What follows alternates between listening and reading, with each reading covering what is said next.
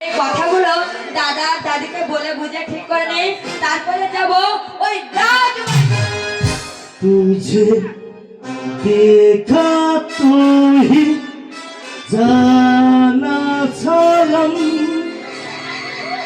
प्यार होता है दीवाना सनम हफ्ता हंसी का आ जाए हम तेरी बाहों में मर जाए हम।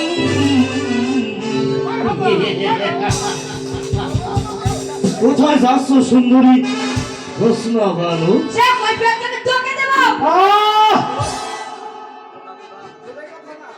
করছো কেন সুন্দরী? আমি তোমাকে অনেক বেশি ভালোবাসি।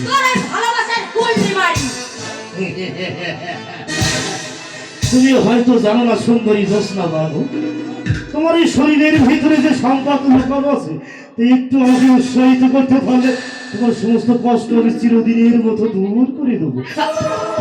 আর কেন কেন তুমি এই মানুষের দ্বারে দ্বারে সাপ নিয়ে বাবু বাবু গো একটু টাকা দিন না বাবু, 4 দিন কিছুই খাই না বাবু।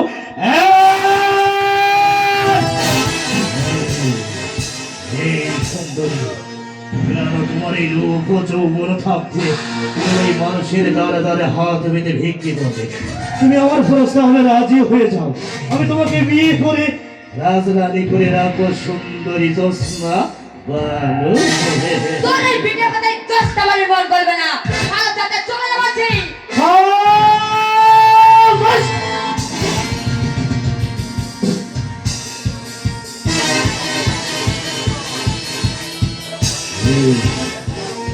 এই জোৎস্না, তুই জানিস তুই কার সম্মুখে দাঁড়িয়ে কথা বলছিস?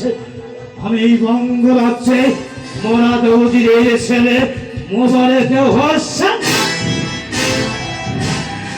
আমি চাইলে তোর তেজে রূপের অহংকার একই রহমায় ভেঙে দশ নস করে দিতে পারবো।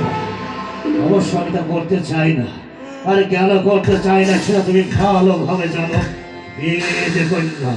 উজিরের পুত্র কেন রাজা বাহাদুরের পরিচয় দিল? এই মেয়েদের বহর থেকে প্রাণ নিয়ে ফেলতে পারবে না।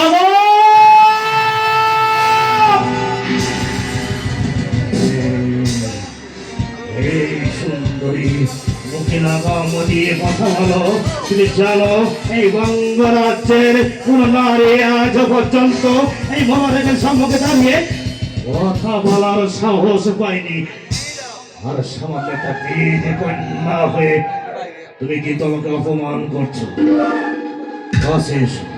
আমি তোমাকে অনেক একটা একটা করে আছে। এই সুন্দরী, ওই উপরের আল্লাহকে দেখা কোন সৌভাগ্য, কিন্তু এই শয়তানকে দেখা যাবো দুর্ভাগ্য।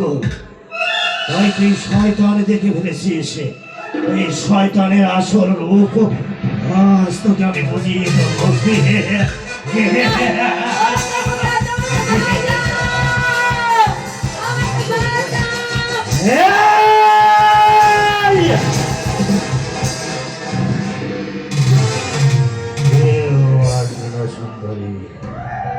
এই তল্লাটে একে পিছনেই আমার হাত থেকে তোকে মুক্ত করে নিয়ে যাবে।